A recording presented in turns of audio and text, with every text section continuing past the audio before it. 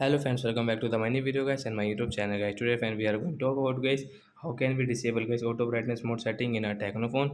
Friends, you want to disable your auto brightness mode setting in a Tecno phone. So how can you disable today? I will show you in this video guys. So before starting video friends, first of all go and subscribe the channel guys.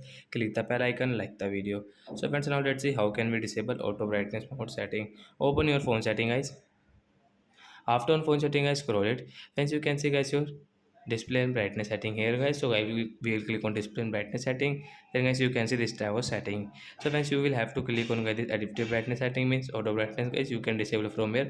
After this disable guys, you can use your brightness setting according to yourself. Your brightness will not increase and decrease automatic. You can see guys, if you click on like the 100% level brightness, so guys you can see when we will come back, so friends you can see your brightness will not decrease automatic.